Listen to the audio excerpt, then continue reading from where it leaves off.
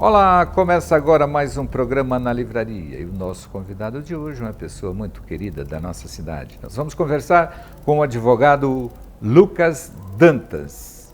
E hoje começa aquele momento precioso com o nosso sommelier Luiz Escolto.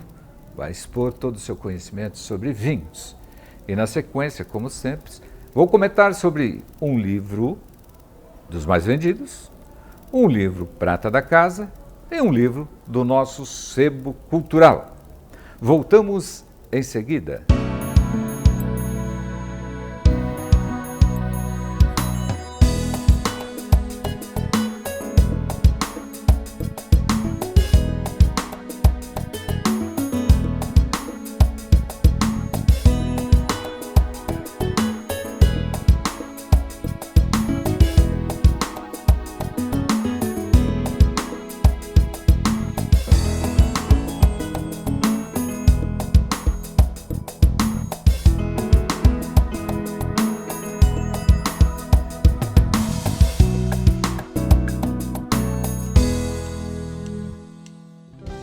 Estamos conversando com o advogado Lucas Dantas.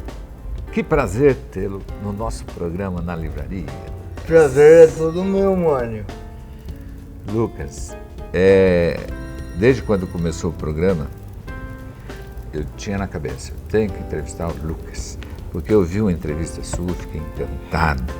Mas me diga uma coisa, por que é que você escolheu ser advogado? Porque eu escolhi ser advogado. Essa é uma pergunta que nem eu tenho resposta, mas eu entrei no direito porque eu via uma área promissora, mas assim eu não conhecia o direito. Quando eu conheci o direito, eu apaixonei pelo direito. Eu fui sem saber porquê, e ali eu me apaixonei. Eu falo que eu não gosto de direito, eu sou apaixonado. Porque quem gosta, gosta de uma fruta. Quem apaixona fica doente pelo negócio. Patos, no latim, patologia. Então eu apaixonei pelo direito. E você estudou na Univem. A Univem. O Lucas, eu vejo o direito como uma necessidade. Inclusive, eu aconselho as pessoas que têm uma empresa ter sempre um advogado como um assessor, porque hoje as leis são bastante complicadas, você tem que estar sempre atento. Quais são os seus projetos aí no campo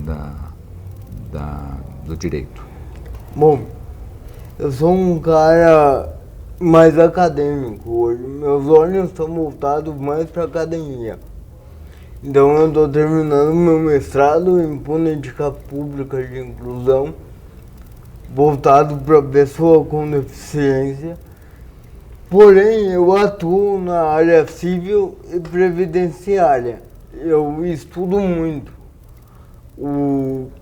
mas assim, hoje eu estou estudando para concurso também, dando minhas palestras e pensando num projeto de doutorado. Pensando, não elaborando, ainda está na fase de pensar, mas nada concreto ainda. Hoje minha profissão é advogar. Porém, meu projeto é a área acadêmica, é dar aula, escrever artigo, publicar livro. É o que eu gosto de fazer.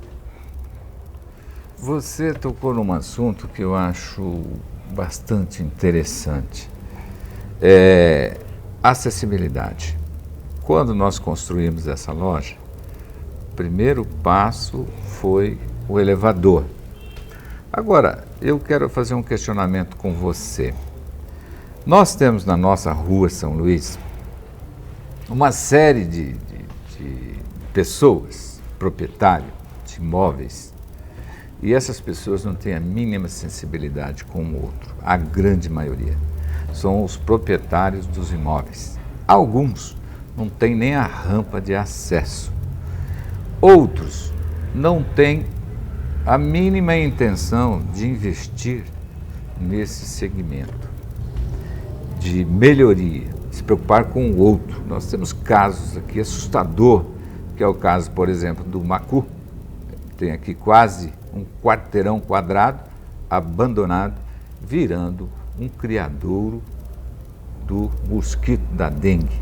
Nós temos no nosso quarteirão uma cerca de arame ainda.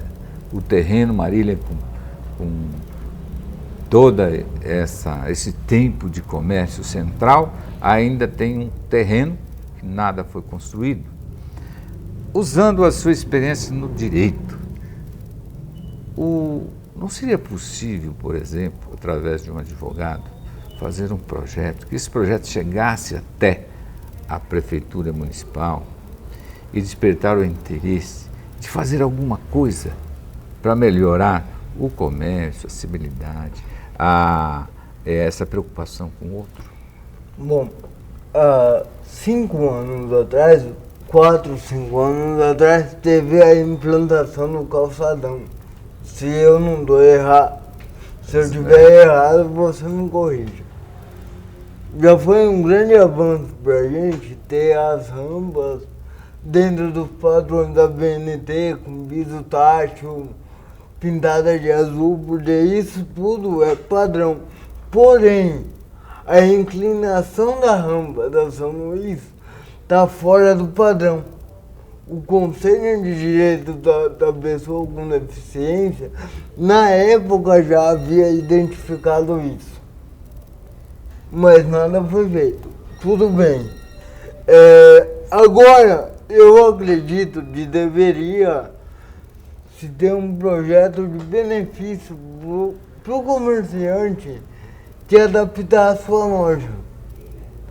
Hoje na São Luís, eu tive o prazer misturado com o desprazer de estar andando na São Luís no Natal e pós-Réveillon com a minha namorada de cadeira de rodas.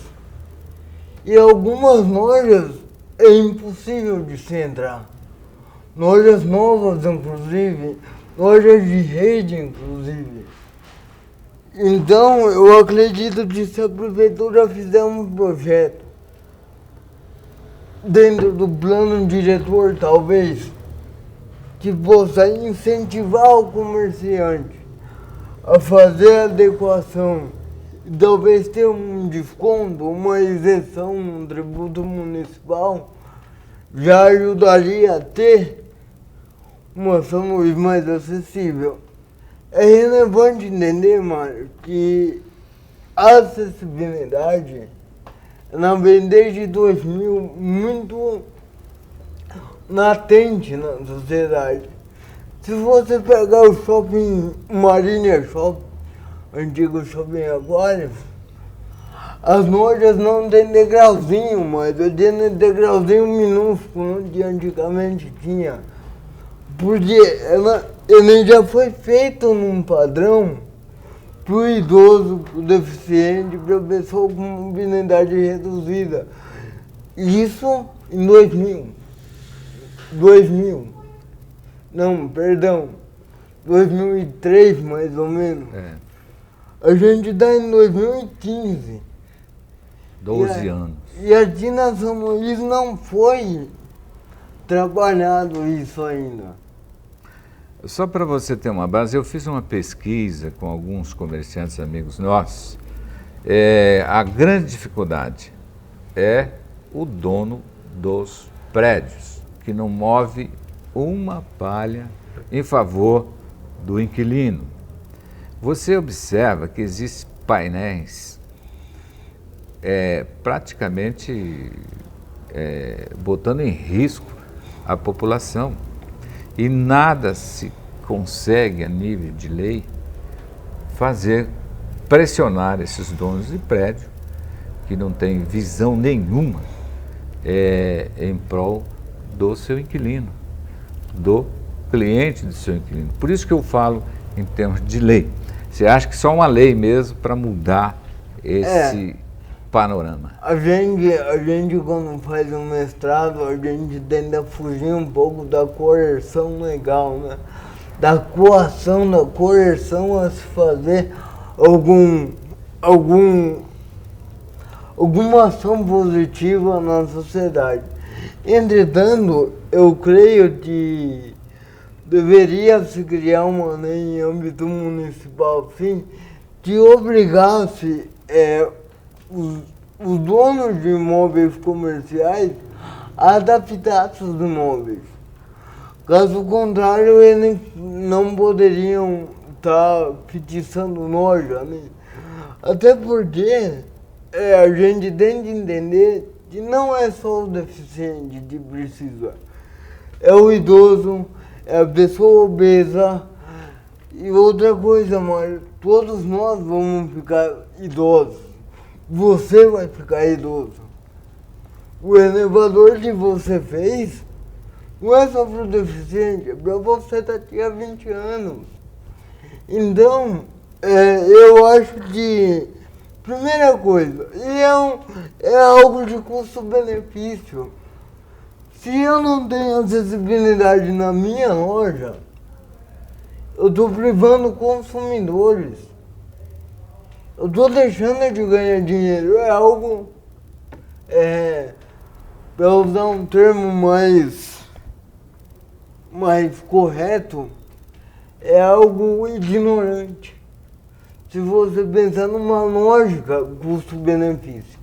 O deficiente também é consumidor. Grande consumidor. A última vez que eu vim aqui na livraria, eu gastei R$40. E eu sou deficiente.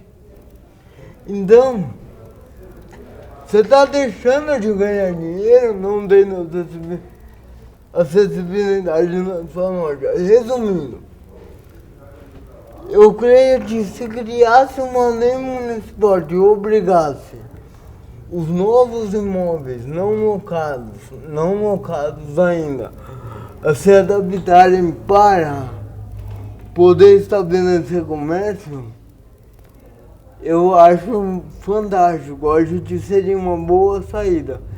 E os imóveis já locados, dá um prazo aí talvez de 180 dias para se adaptar sob pena de multa em cima do IPTU, por exemplo.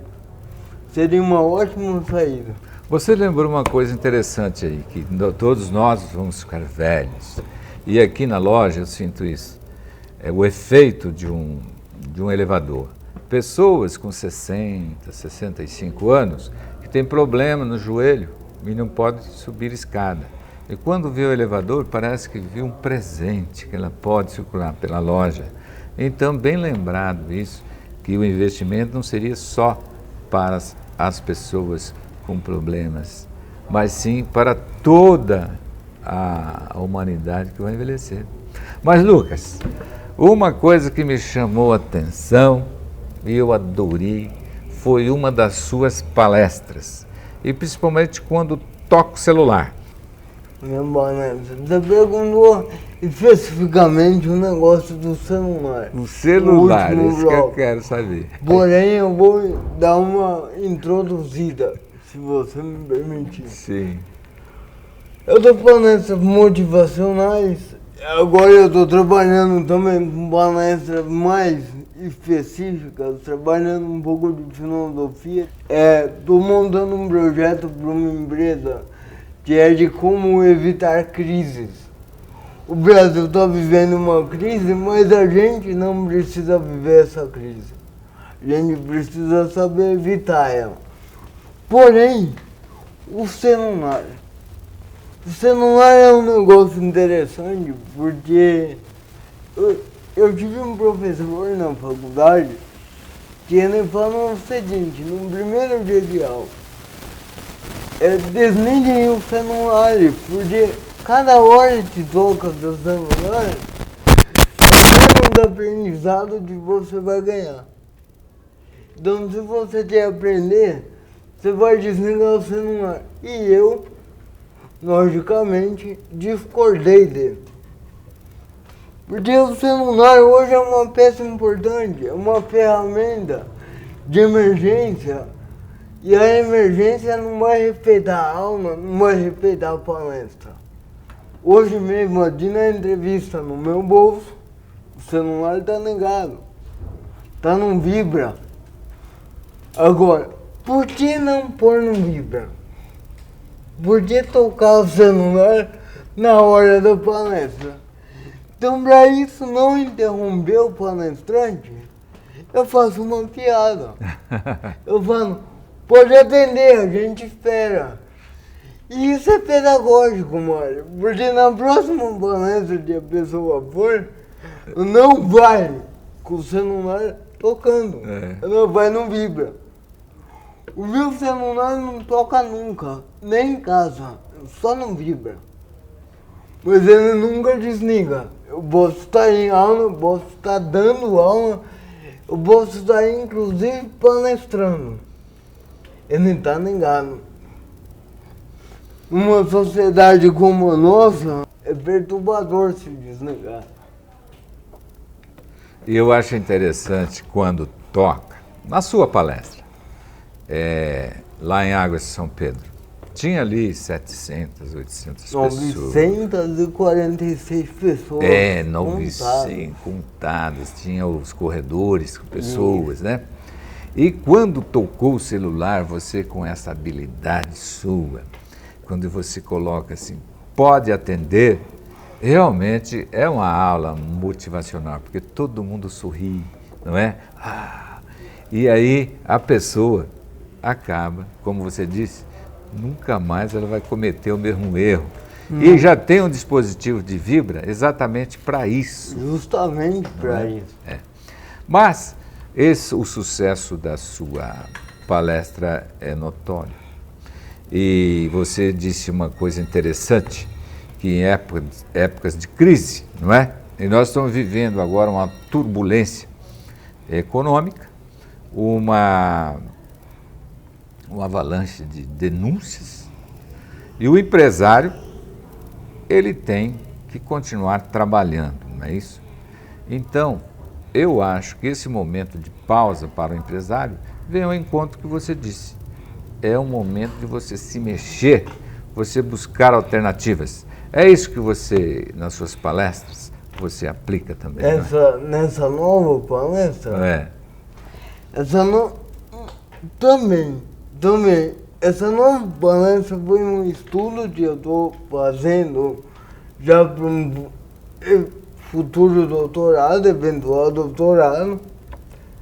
Eu identifiquei que o Brasil é um país que não se prepara. A gente não se prepara para nada. Boate disso poderia ter sido evitado se a gente tivesse preparação. Teve um acidente no Rio em janeiro, agora eu não lembro muito bem. Faltava ambulâncias para socorrer. As pessoas precisaram de vans. Petrobras, não vou entrar no mérito partidário, mas a gente sabe que o petróleo é uma fonte de energia e as outras. Água, desde a Eco 92, a gente sabe que como eu posso te falar, aumentou o clima vai aquecer demais, que vai faltar água. Foi feita alguma coisa? Não. Espera acontecer. Espera acontecer. A gente é um país, não só governante, nós mesmos. Eu fui comprar presente pro Natal no dia 23 de dezembro. Por que eu não comprei no dia 5? Por que eu não comprei no dia 30 de janeiro? Que vai ter mais opção, menos gente. Por que eu vou fazer a compra da ceia no dia 24? Explica pra mim. Então, como evitar crises, né? E tentando prever coisas futuras. Justamente num planejamento de gestão. A gente precisa gerir a nossa vida igual se gere uma empresa. Você, falando em crise, falando em empresas, eu vou voltar a fazer uma retrô de 4 anos. Quando você chegou à minha livraria e disse assim: Milani, fecharam 2 livrarias e você abre uma livraria? Aí eu disse para você que 2,5% das pessoas leem. Se chegasse a 10%, eu ia ter aí um crescimento. Passaram 4, 5 anos, que é o tempo necessário para você até responder uma pergunta sua. E hoje eu posso responder. Em seguida eu vou fazer uma pergunta para você. A nossa livraria, ela está procurando dentro do nosso espaço o espaço correto. E nós encontramos, que é o fundo e o andar superior. O espaço maior está ficando para os instrumentos musicais, que há um crescimento. Hoje nós somos praticamente líder no mercado. Só que o livro é o fio condutor de tudo isso. Portanto, nós estamos muito felizes com o segmento de livraria até o momento. Tanto é que nós ampliamos, Lucas, um espaço no sebo cultural, porque percebemos que podemos ainda investir nessa área, mesmo com uma internet, mesmo com uma série de segmentos aí, tudo isso favorece a livraria física ainda. Agora eu vou te perguntar, se vamos pegar a São Luís como exemplo, tem 300 lojas de roupas e a pessoa monta uma loja de roupas. Aí eu te pergunto, tem milhares talvez não, centenas de advogados na nossa cidade. Por que é que você escolheu essa profissão? Milhares. Hoje tem mais de 2.000 advogados em Marília e 800.000 advogados no estado. Tá? É muito advogado. Só tem o seguinte, especialização. Muito advogado trabalha com tudo, o que vier, pega.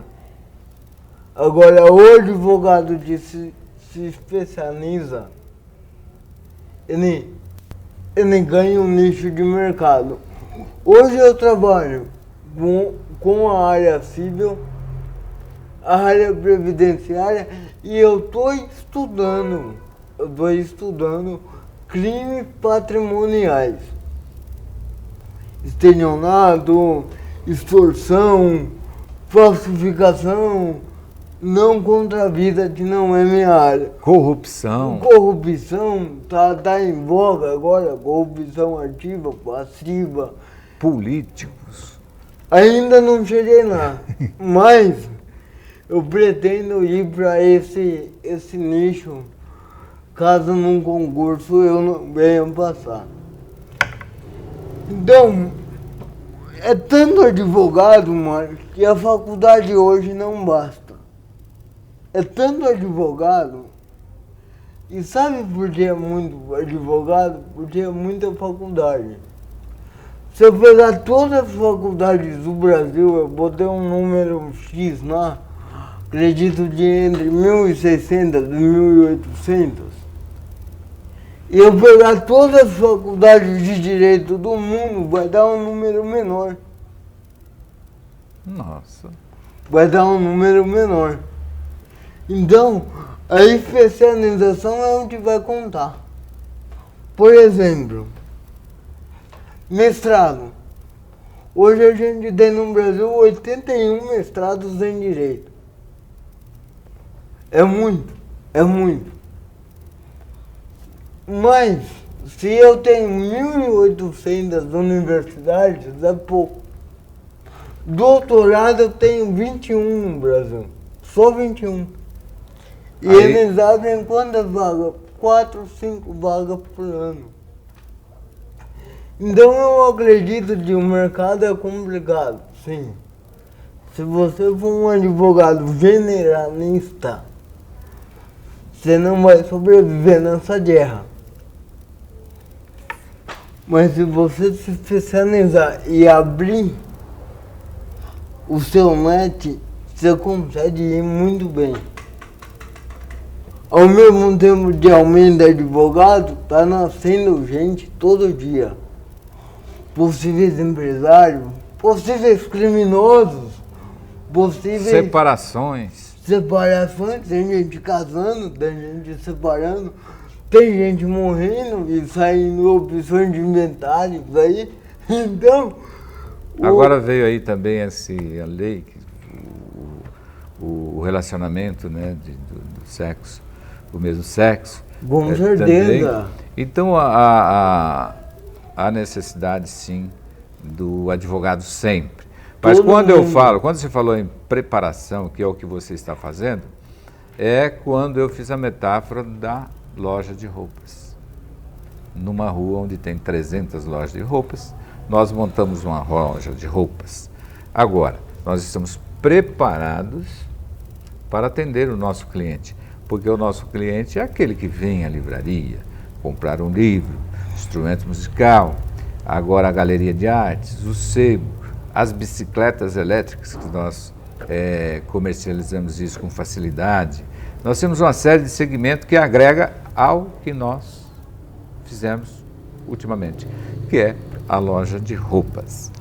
Lucas, eu confesso que era uma entrevista que eu estava aguardando.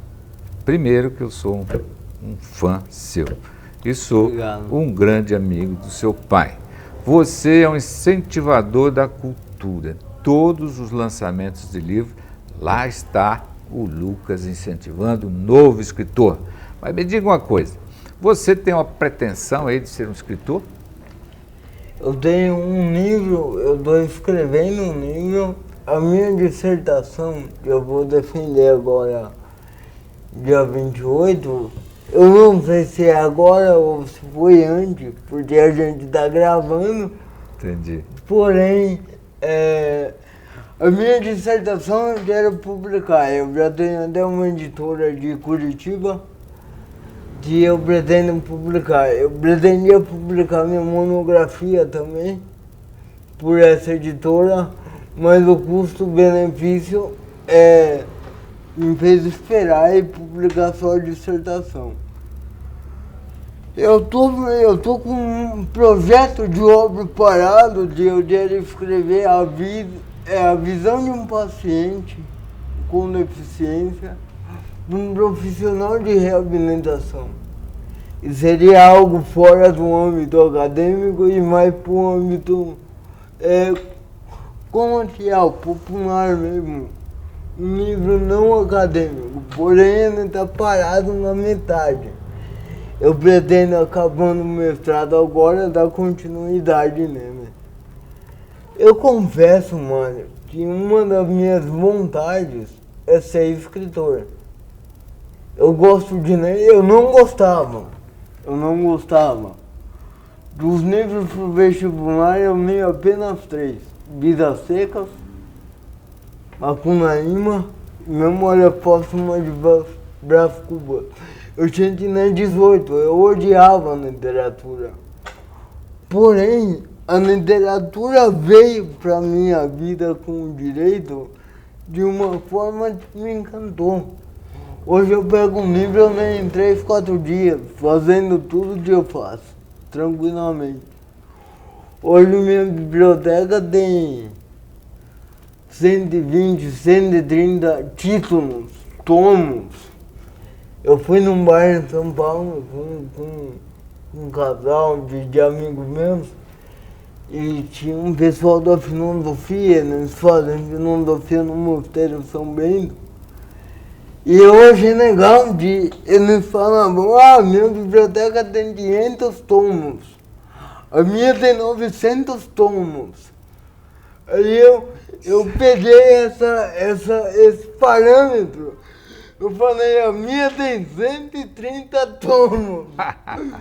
Foi muito legal. Que bom, rapaz, ouvir isso, porque isso é um incentivo. Você disse que você leu 3 livros depois, pegou o sabor da leitura e hoje adora a leitura e está criando a sua biblioteca. Mas, e a sua preferência musical? Eu sou eclético. Eclético no sentido de música.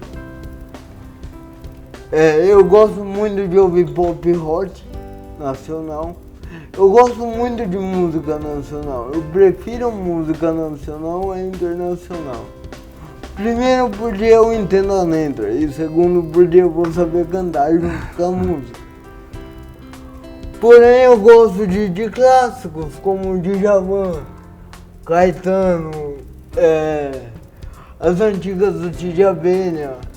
Gosto muito de Capital, com certeza vou estar no show que vai ter agora em Marinha. Gosto também de novos. Rapa. Tava no show do Rapa, agora foi um excelente show. Gosto de alguma coisa internacional também.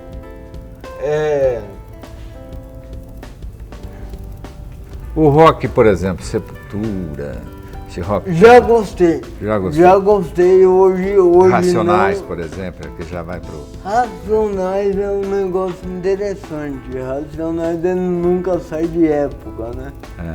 Mas Racionais eu confesso que eu gosto de uma música dele. Só. Você é bastante eclético. Ô Lucas, olha, eu fiquei muito feliz mesmo. E agradeço a sua participação no nosso programa. Agora nós temos um sistema que estamos colocando no YouTube e será o maior prazer levar essa entrevista, levar esse seu pensamento, seu exemplo, sua dedicação para o mundo todo, porque a internet possibilita isso. Eu agradeço imensamente a sua participação no nosso programa Na Livraria. Eu posso só deixar o meu contato? Você pode deixar seu contato. Meu contato é lucas@lucasdantas.com. Fácil. lucas@lucasdantas.com. O site lucasdantas.com dá em reforma, mas se você entrar lá vai ter o número do escritório.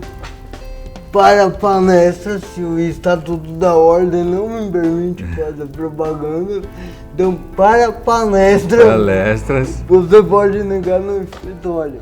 E o telespectador também tem a possibilidade de entrar em contato com a nossa livraria por vários meios. Com certeza.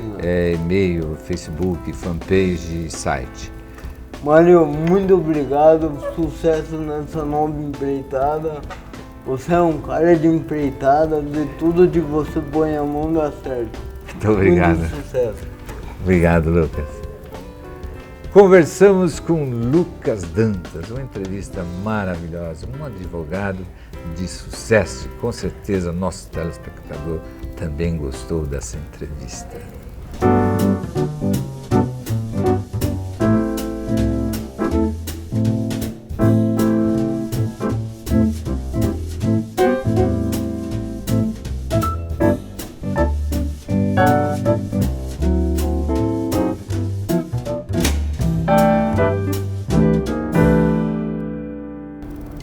Olá, eu sou o sommelier Luiz Escolto e estou aqui neste ano para dar continuidade a um trabalho iniciado no ano passado, onde tínhamos alguns momentos para tratar do assunto vinho, do mundo do vinho, as delícias do vinho. Hoje eu trago um tema que é de base para a produção dos melhores vinhos. A questão da armazenagem e do envelhecimento, amadurecimento em barril de carvalho. Alguém poderia pensar, mas por que é necessário um barril de carvalho? Historicamente, ele já era utilizado pelos antigos romanos. E eles entenderam que isso ficava não só, eles estavam mais preocupados com uma questão prática. Como é que nós vamos transportar essa bebida, esse néctar dos deuses? Mal sabiam eles que a grande contribuição do carvalho era emprestar uma série de qualidades aromáticas ao vinho. O que eu posso te dizer de bate-pronto é que, e a literatura é muito vasta sobre isso, que o barril de carvalho vai trazer uma grande contribuição para o sabor e para a textura do vinho. Neste sentido, esse processo ocorre por um aceleramento do desenvolvimento do vinho. Isso, para o bebedor comum, não traz tanto prazer, né? Porque ele traz alguns sabores marcantes, né? Mas para o especialista, o prazer é imenso. E também ele fica tão amadeirado, digamos, com esse sabor do carvalho, que se pode afirmar que o vinho fica mais cortês, né? É quando o estilo do vinho se revela da melhor maneira possível. Isso também deve-se dizer que, ao lado da percepção de cor e aroma, o sabor do tanino, né, fica mais aceitável. Porque nós temos o que está disponível na casca da uva, mais o que está disponível na própria barrica de carvalho. Na verdade, esse composto vai ficar muito mais aromático e, nesse sentido, de uma aceitabilidade melhor. Então, os barris podem emprestar maior qualidade aromática para o vinho. As nuances mais doces e amanteigadas, alguns aromas são bem típicos: baunilha e coco. Agora, existe alguma influência, né, de outras fontes? Pois não rara vez, quando ouvimos um sommelier fazendo comentários sobre a sua percepção, ele fala que existe no vinho um tostado. Que tostado seria esse? Olhando para a literatura e ouvindo os principais especialistas desse assunto, a gente poderia dizer, resumidamente, que esta tostagem tem sim uma nota de tostado, uma nota de defumado, alguma coisa com café, com cravo, né? Cedro e tabaco. O aparecimento dessas notas em particular está muito ligado com o aquecimento da madeira, né? Porque para fazer este barril de carvalho, né, essa madeira tem que ser aquecida para que ela possa envergar e consiga se fazer o formato do barril, e isso fixo para depois abrigar esse líquido maravilhoso, né? A madeira do barril de carvalho precisa ser porosa, né? Ela precisa sofrer contato com o meio externo. Isto vai facilitar uma lenta oxidação que ocorre no vinho, tanto no branco quanto no tinto. E com isso também ocorre uma vagarosa evaporação, né? Isto ocorre em especial nos vinhos tintos. Agora, os vinhos tintos parece que aguentam bem mais do que os brancos esse tratamento no barril, né? Haja visto que o tempo de permanência do líquido no barril é maior para as uvas tintas do que as uvas brancas. Algumas uvas brancas, como é o caso da uva Chardonnay, em alguns lugares permanece algum tempo no barril, justamente para se realçar aromas e também porque vai trazer mais estilo ao vinho, para que finalize na garrafa o processo de amadurecimento. Você poderia me perguntar, eu já ouvi dizer que existem tonéis de inox para fazer o mesmo serviço do barril. É realidade isso? É realidade, né? Vinhos hoje produzidos em tonéis de aço inoxidável, né, são acompanhados, né, por lascas de carvalho, que entram justamente para aromatizar o líquido, né, e vão trazer aí aquele tostado, aquele amadeirado que deixa esse líquido maravilhoso em boca.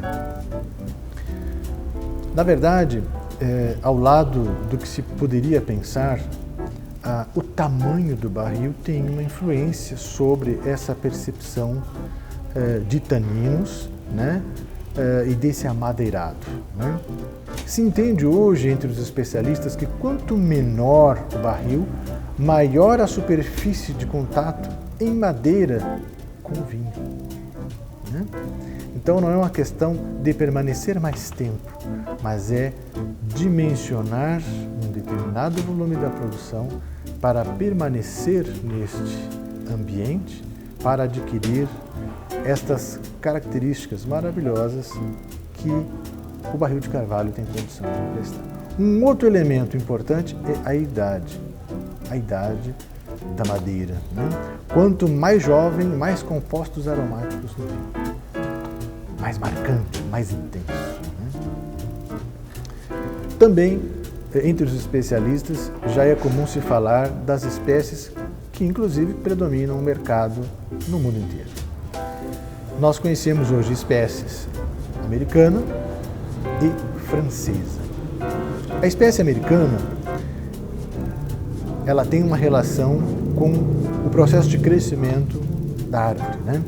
Ela cresce mais rápido, tem as veias mais espalhadas e predominam aromas de coco, uma delícia.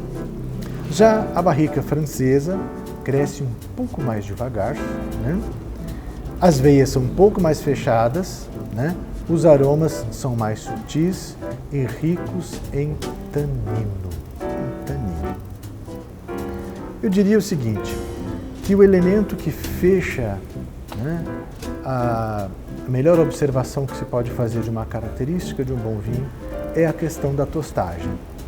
E essa tostagem está ligada com o tempo que esta madeira tem acesso a calor, ao fogo, né? E esta variação vai trazendo aromas que vai aí do amadeirado intenso ao caramelizado. Então não há uma queima da madeira a rigor. O que se está fazendo é um preparo do carvalho para que ele possa fazer o papel dele nesse processo de aguardar o vinho e emprestar sabores ao vinho. Bem, para o momento é o que eu tinha para trazer. Em outro momento, nós voltaremos a conversar mais sobre isto. Muito obrigado.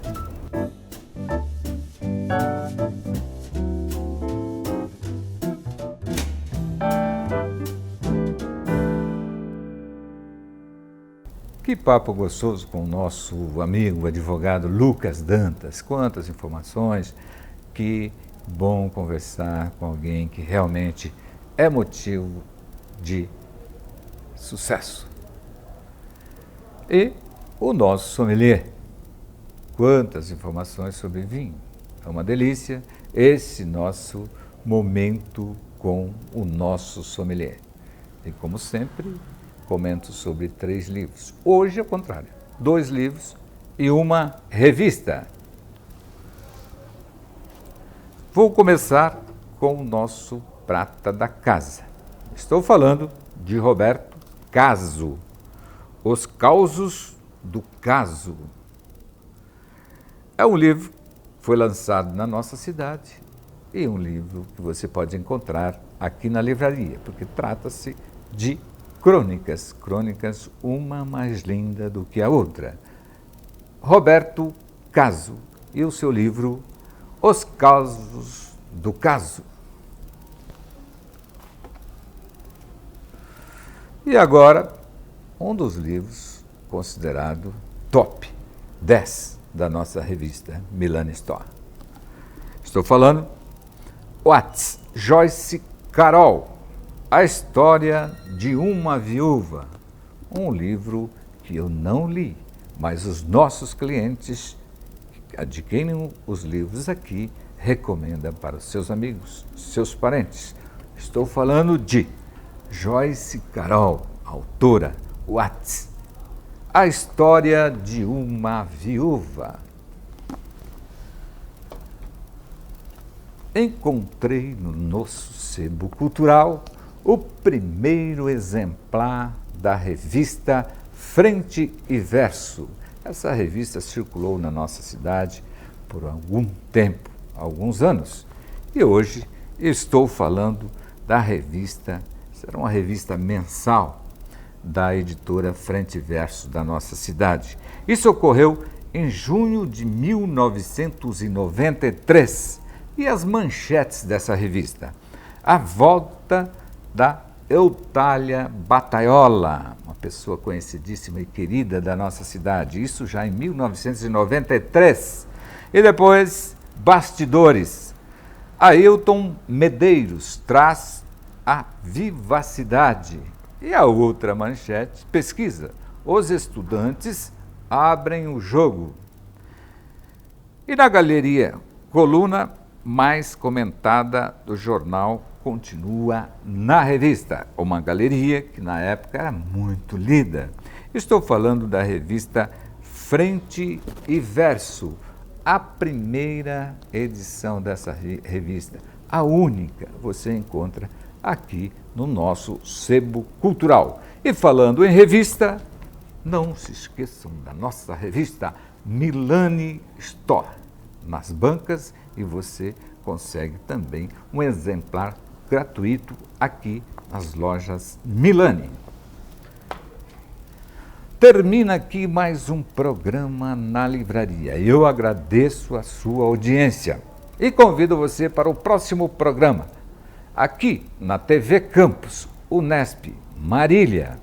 Um abraço a todos e não esqueça do nosso site livrariamilani.com.br. Até a próxima semana.